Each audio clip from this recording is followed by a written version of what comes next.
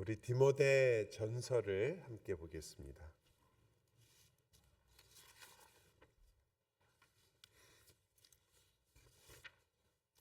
디모데 전서 우리 3장 말씀입니다. 디모데 전서 3장 14절로부터 16절까지 우리 같이 보겠습니다.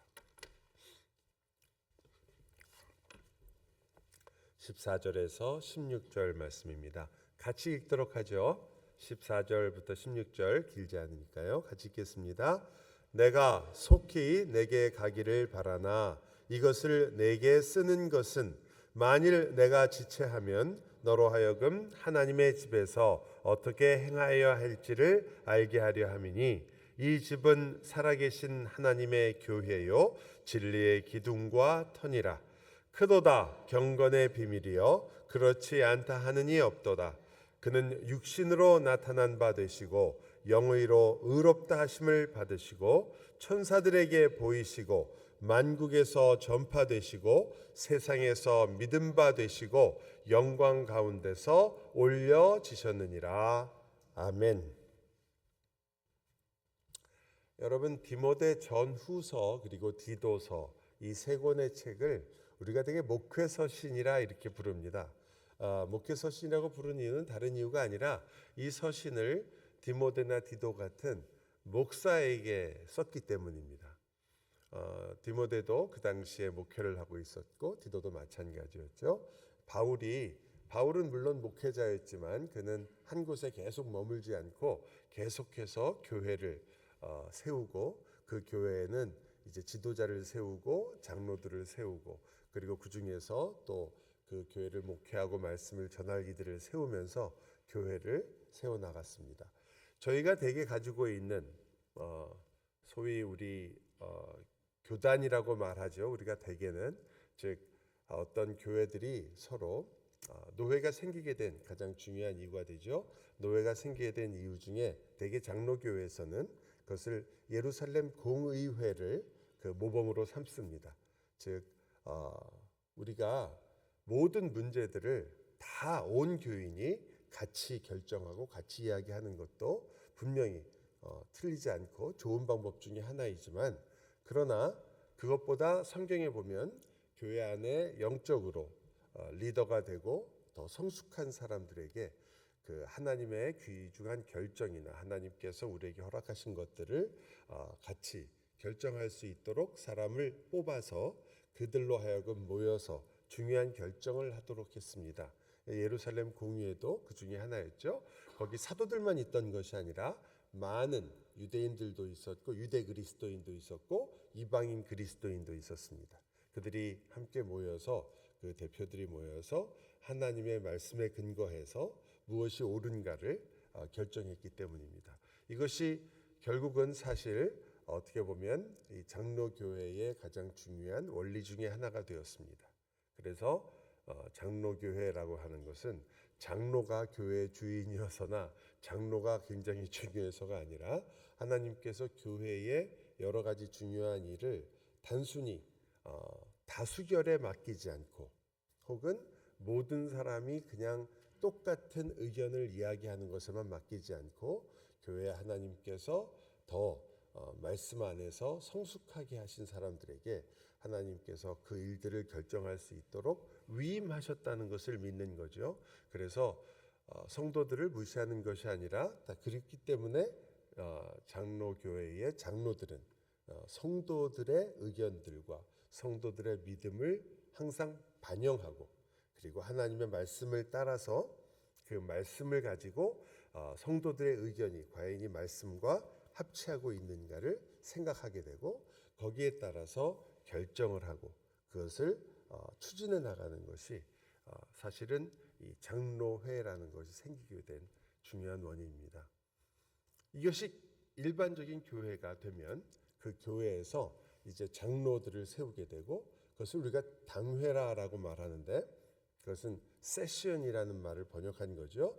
즉 교회에서 하나님의 백성들이 선출한 그 장로들을 통해서 하나님의 교회를 다스리도록 하는 것입니다.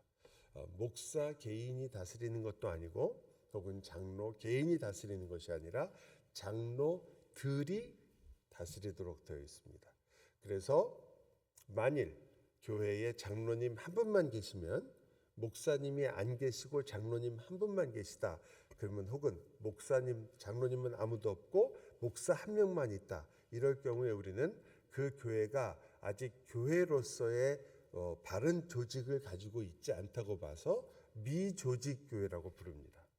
그것은 한 명이 잘못하면 실수할 수 있고 성도들을 잘못 다스릴 수 있기 때문에, 하나님께서 교회에 주신 중요한 원리는 여러 사람들, 여러 지도자들이 함께 이 하나님의 일을 같이 의논하고 결정해서 그 일을 하도록 이렇게 부르신 것입니다. 이것은 장로교뿐 아니라 이것은 모든 교회들의 원칙이기도 합니다. 저희는 그 중에 아마 저희가 알고 있는 대로 예루살렘 공의회나 교회에서 장로를 세우는 하나님의 섭리들이나, 이 디모데 전서에도 나오지만 장로가 누구인가, 집사가 누구인가, 교회에서 그들을 왜 선출해야 되는가에 대한 그런 내용을 근거로 해서 이렇게 장로들이 모여서 하나님의 일을 결정하는 것이구나 라고 우리가 성경으로부터 배우게 됩니다. 그리고 이렇게 한 지역의 교회가 생기면, 여러분도 이 성경을 읽으면서 아시겠지만 한 교회만이 아니라 이 교회 혼자서 마음대로 설 수 없다는 것을 알 수 있기 때문에, 약하다는 거죠. 쉽게 자기들이 원하는 대로 행동하고 자기들이 하고 싶은 대로 하고 싶은 게 우리의 모습이기 때문에 여러 교회들을 또한 하나로, 그것을 우리가 노회라고 부르게 됐습니다. 교회 안에서의 장로들의 모임을 당회라고 부르고, 이 노회라는 것은 교회들의 안에 있는 장로들의 모임을 노회라고 부르게 됩니다. 그렇게 함으로써 우리가 서로가 서로에게 잘못된 것들을 지적하게 되고 잘못된 것들을 고칠 수 있게 하고, 영어로는 accountability라고 하죠. 서로가 서로를 의지할 수 있도록, 사랑 가운데서 진리를 서로 말할 수 있도록, 그래서 교회가 타락하지 않도록 하기 위해서 주님께서 세우셨다고 믿는 것입니다.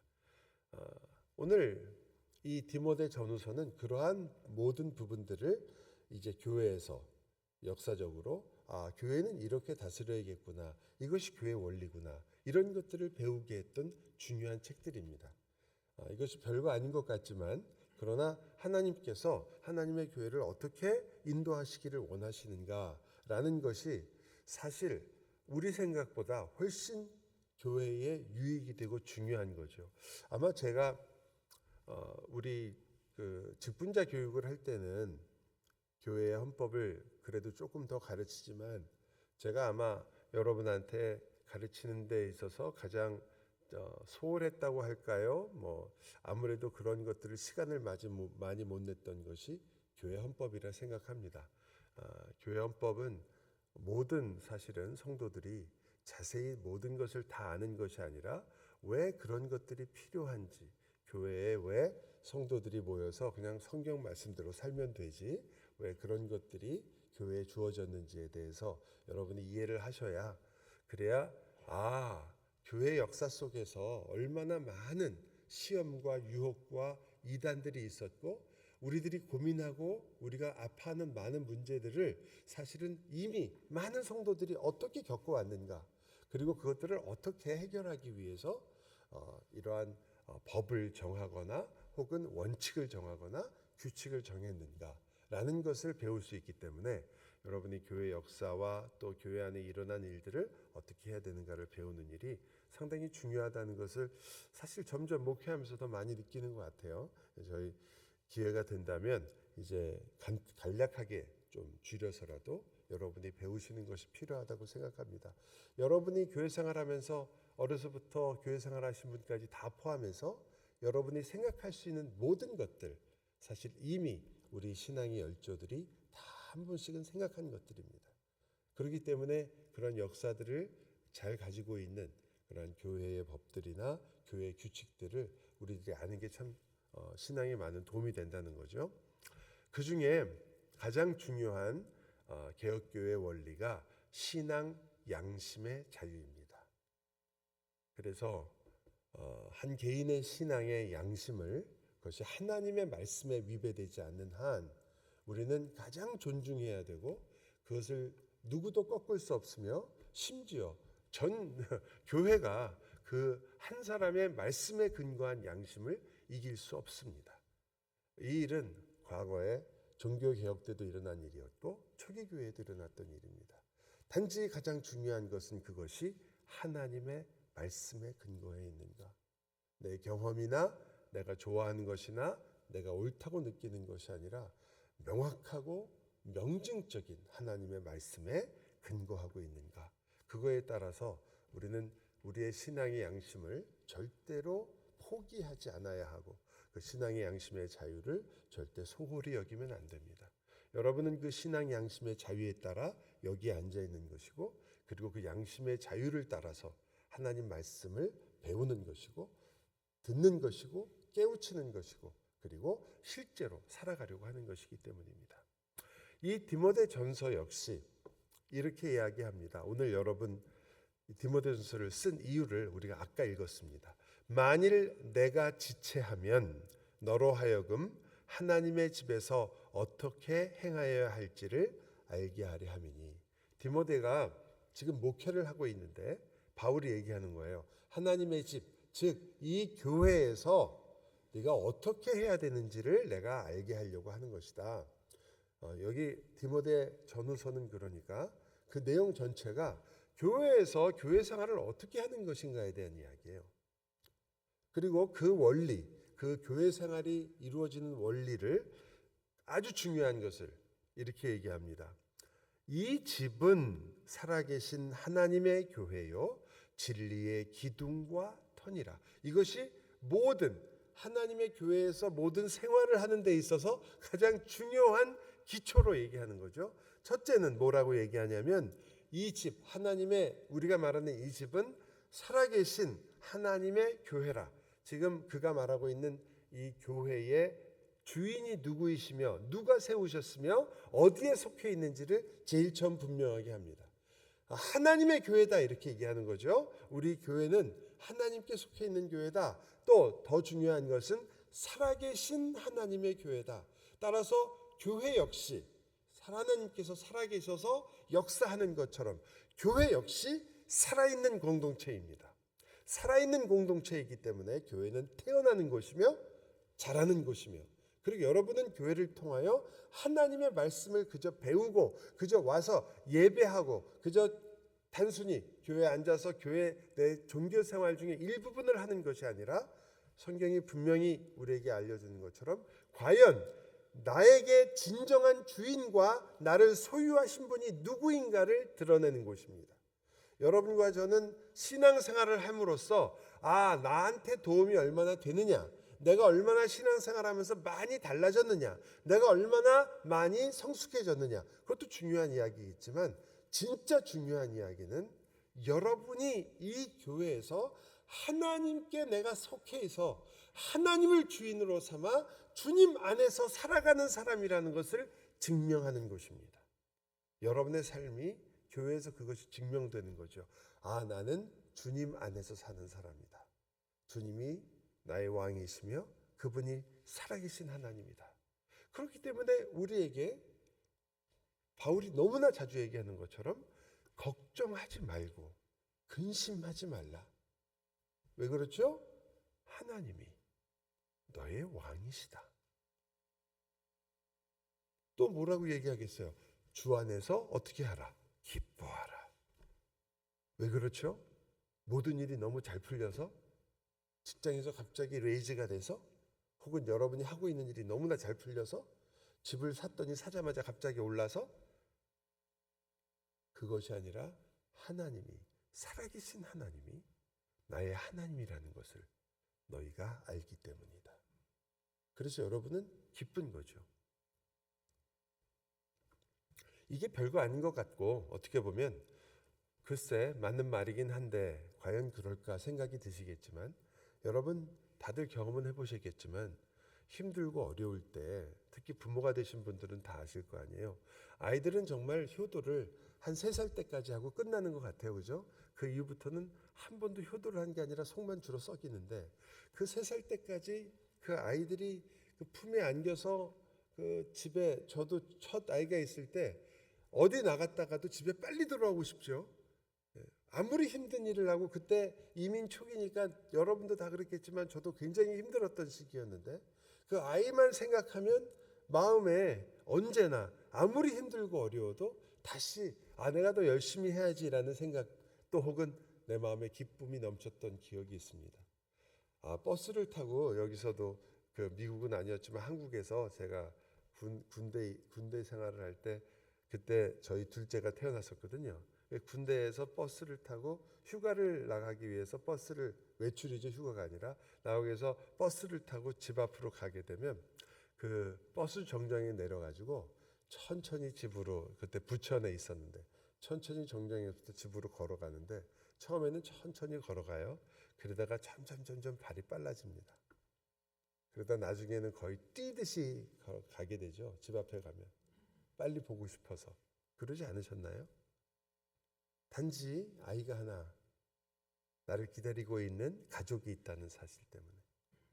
여러분, 하나님이 여러분의 하나님이시고 아버지라는 사실을, 그것 때문에 여러분이 그 마음에 정말 안식할 수 있으며 평안을 누릴 수 있고 참 평강할 수 있는 거죠. 다른 아무것도 없어도, 다른 어떤 것도 내 안에 주어진 것이 없고 내게 기뻐할 만한 일이 아무것도 없어도, 단지 이 사실 때문에 이 우주의 창조주이신 그 하나님이 나의 아버지시고, 이 귀한 가정에서 그 아버지께서 나를 기다리고 계시며, 그리고 나와 언제나 동행하시며 나를 사랑하신다는 그 사실 하나 때문에 기쁜 거 아니겠습니까?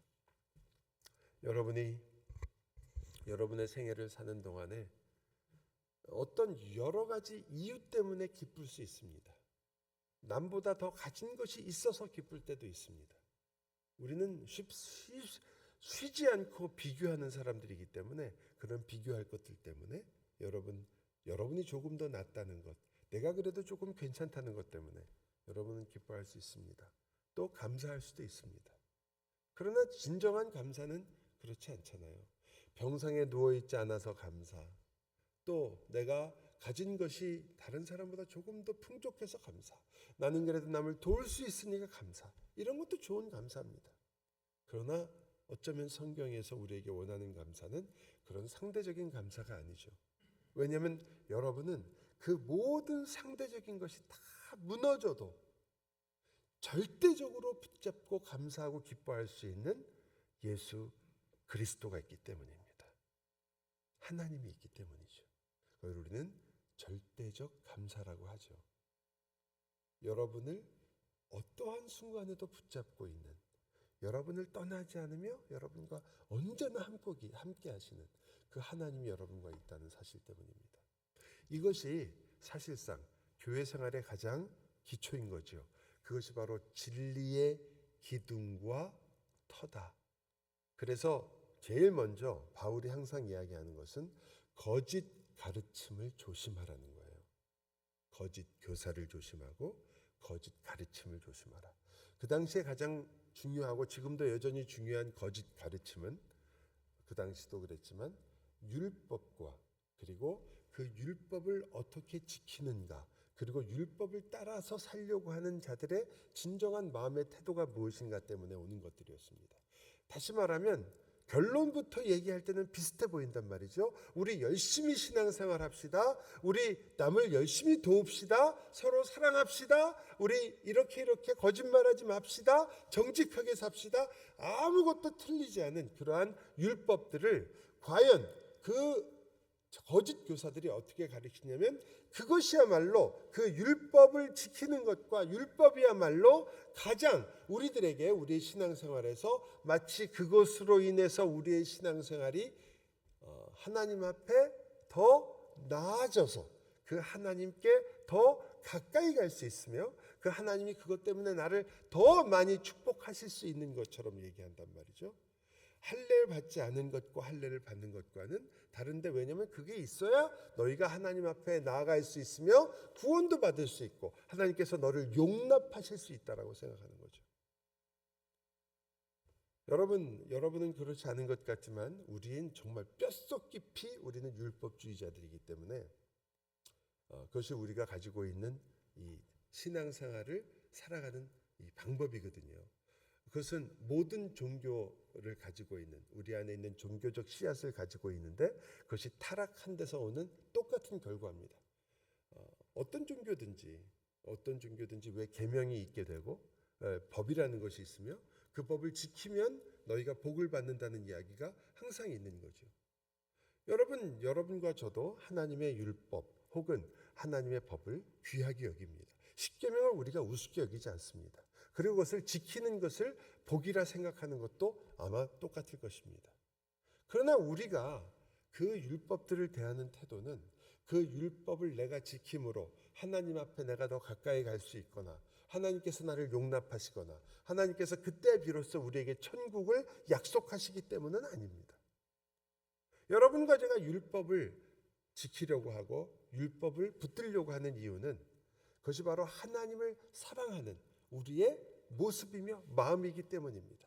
사랑하는 이의 마음을 우리가 알려고 하는 것이고 그분이 기뻐하는 것을 걷고 싶은 우리의 마음이기 때문이죠. 그래서 우리는 율법을 지킨다라고 얘기하기보다는 사실은 하나님을 사랑한다라고 얘기합니다. 예수님께서도 말씀하시죠. 나의 계명을 가지고 지키는 자가 바로 나를 사랑하는 자다. 주님을 사랑하게 되었기 때문에 그분이 우리에게 하신 일이 무엇인지를 알게 되었기 때문에 그분이 나에게 어떤 것을 주셨는가를 알기 때문에 그때부터 우리의 인생, 우리의 삶 속에서 우리가 하는 일이 생긴 거죠. 그래서 여러분과 저의 모든 삶의 가장 중요한 기초들이 바뀌게 된 겁니다. 예전에는 우리는 똑같이 열심히 살면, 착하게 살면 하나님의 자녀로서 인정받을 수 있다고 생각했습니다. 그래서 우리는 그렇지 않은 것 같지만 교회에서 봉사하는 것도 그리고 심지어는 연보를 하는 것도 또 직분을 맡는 것도 다 나름대로는 하나님 앞에 무언가를 내가 내놓을 수 있는 것이라고 생각했기 때문이었습니다. 그런 것들이 다 하나님 앞에 하나님 그래도 내가 이 정도로 했습니다 라는 것을 우리가 생각했기 때문이었죠. 그러나 복음을 알게 될수록 우리는 깨닫게 됩니다. 하나님께서는 내가 그런 것을 했기 때문에 나를 사랑하는 분이 아니라는 것을 알게 됩니다. 우리가 아직 죄인 되었을 때에 그리스도를 보내신 분이라는 것을 알게 됩니다. 그때 우리가 할 수 있는 말은 하나님, 그래서 이것을 은혜라고 부른다는 것을 알게 된 거죠. 그리고 그것이 우리에게 힘이 되었던 것입니다. 항상 그 가르침을 가장 중요하게 바울이 이야기합니다. 이거 헷갈리면 안 된다. 많은 이들이 와서 자꾸 다시 할례를 받으라고 하고 율법을 지키라고 하고 먹는 것 가지고 너희를 시험할 것이고 왜 이런 부정한 음식을 먹느냐? 너 왜 부정한 짓을 하느냐? 왜 이것 더 경건하게 살지 않느냐? 왜 또 율법을 지키지 않느냐라고 얘기했을 때 그 율법을 지키지 않고 지키는 것이 중요한 것이 아니라 너희야말로 그리스도 안에서 하나님 십자가로 인하여 예수 그리스도를 믿는 너희야말로 진정한 할례당이다. 너희가 진짜 할례를 받은 사람이다. 육체의 할례를 받아서 이렇게 어떠한 것을 내가 했기 때문에 하나님 앞에 나가는 것이 아니라 하나님의 은혜를 알기 때문에 그분 앞에서 그분 앞에 무릎을 꿇을 수밖에 없는 너희가 진짜 할례당이라고 얘기하는 거죠. 여러분의 신앙의 시작은 어디입니까? 여러분 왜 우리 찬양합니까? 왜 우리가 그렇게 이 금요일에 여기 와 있습니까? 여러분 왜 말씀을 듣습니까? 왜 여러분 기도하십니까? 여러분 왜 신앙이라는 것을 가지고 신앙생활을 하십니까? 그래서 여러분은 무엇을 바라보고 계시나요? 그것이 디모데에게 주었던 가장 중요한 첫 번째 바울의 경고였습니다. 이것을 너는 잘 가르쳐야 한다. 그 신자들이 올바른 신자들이 나타나려면 그들이 정말 신자로서의 삶을 살려면 이것이 흔들려서는 안 된다. 그러고 나서 여러분이 디모데후서를 전서를 읽게 되면 너무나 자세한 내용들이 많이 나오죠. 기도를 어떻게 할 것이며 여성들은 교회에서 어떻게 행동해야 되고, 직분자들은 어떤 사람이 직분자가 되어야 되고, 교회에서는 어떤 삶을 살아야 하며, 그리고 좋은 일꾼이라는 것은 어떤 의미이고, 특별히 나이가 많은 사람, 나이가 많은 여자, 나이가 젊은 여자, 과부, 장로, 죄를 짓고 있는 자, 혹은 안수받은 자, 또 선행한 자, 종이 된 자, 상전이 된 자, 이 모든 사람들에게 바울이 디모데에게 이들이 이러한 삶을 살도록 가르쳐야 한다라고 이야기합니다. 그리고 이 말은 바꿔 말하면 내가 이렇게 사는 것이 교회로서의 삶이구나라는 것을 알게 되는 것입니다. 그리고 마지막에 우리가 좋아하고 또 여러분이 사랑하는 구절 중에 하나죠. 디모데전서를 펴셨으면 우리 6장을 한번 같이 보겠습니다. 6장 11절입니다.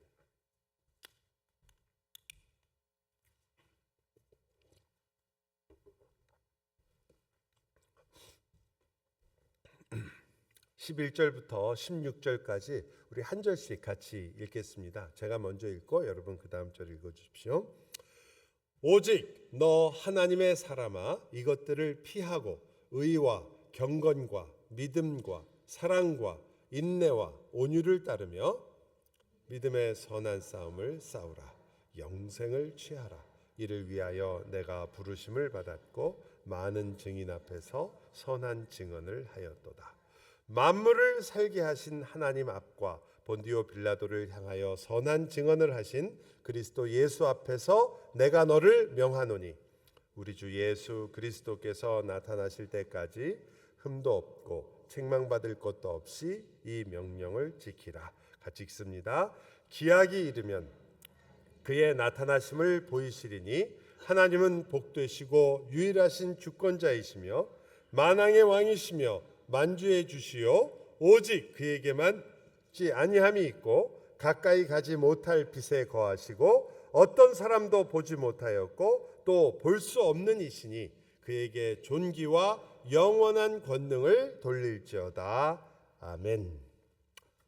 오직 너 하나님의 사람아 이것들을 피하고는 그 앞에 있는 모든 교훈들을 이야기합니다.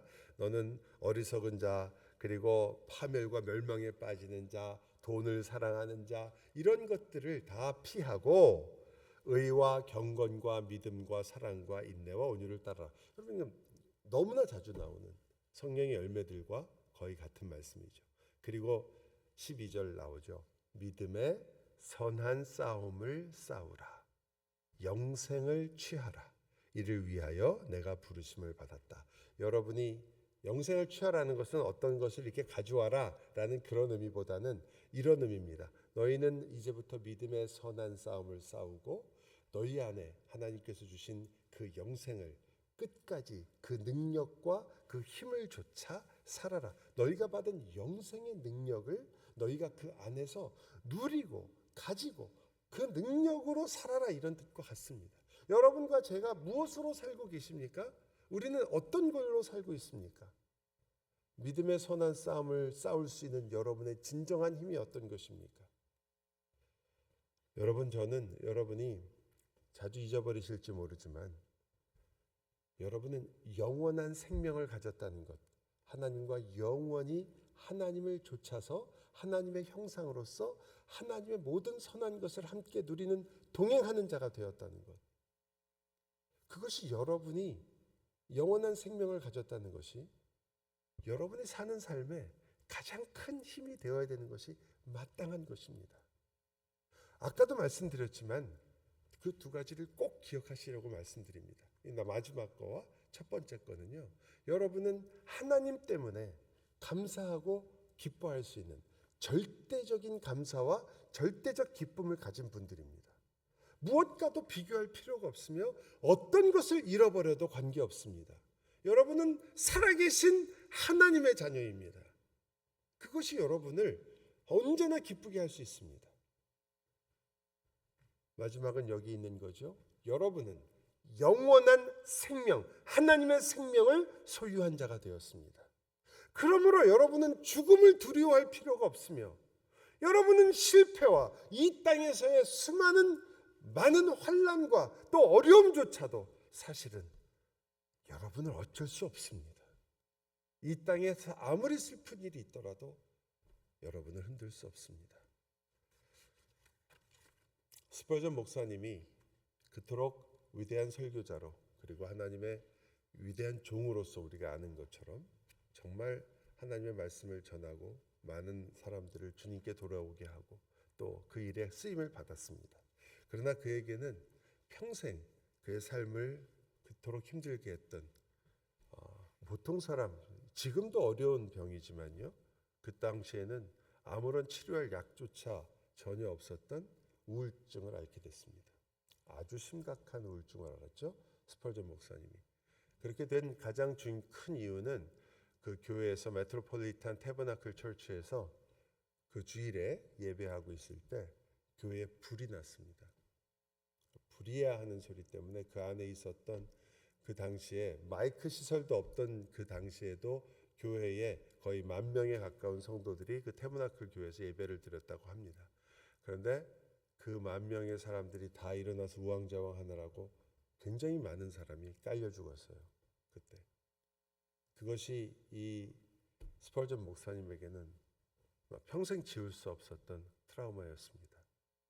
그래서 아주 심각한 우울증에 시달렸고, 그래서 매주마다 설교를 끝내고 나면 정말 죽음을 너무나 자주 생각할 정도로 그렇게 힘들고 어려웠다고 합니다. 그가 무엇으로 그 우울증을 이겼을까요? 그는 어떻게 살아났을까요? 그도 역시 똑같았습니다. 이 세상에서 겪는 어떤 일도 결국은 나를 죽이지 못한다는 영원한 생명에 대한 복음이었던 것이죠. 내가 붙들고 있고 나와 함께 하시는 분은 내가 살아서 내가 겪었던 모든 일조차도, 그리고 나를 지금 삼키는 것 같은 이 우울한 모든 감정조차도, 또 혹은 그것이 아니더라도 그는 류마티즘으로도 엄청 고생을 해서 그래서 술을 많이 마셨던 목사님 중에 한 분인데, 너무나 아프니까요, 아픈 것 때문에. 그런데 그것조차도, 나의 그 고통조차도, 죽음 앞에서 나를 떨게 하는 이 수많은 일들조차도 나를 살리시고 나를 붙드셨으며 나를 구원하시고 영원한 생명으로 나의 모든 것이 되신 그 주님과는 비교할 수 없었습니다. 여러분은 어떠십니까? 기도합시다.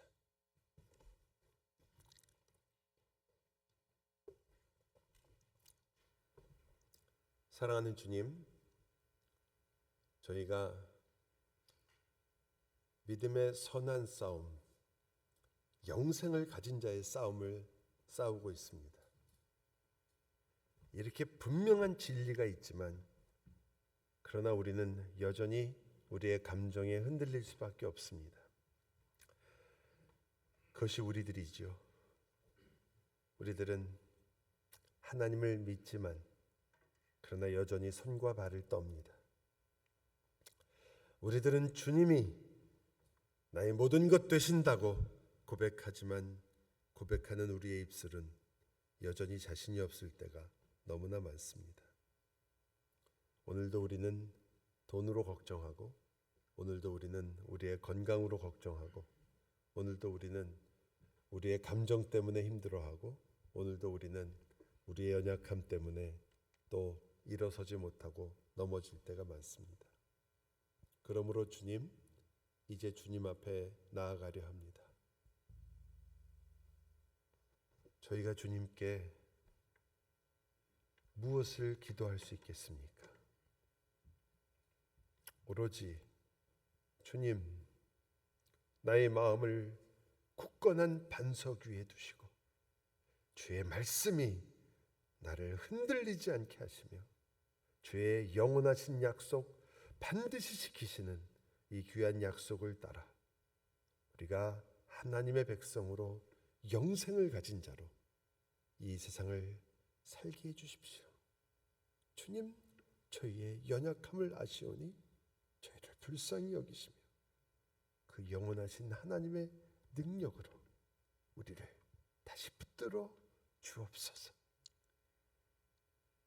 예수 그리스도 이름으로 기도하옵나이다.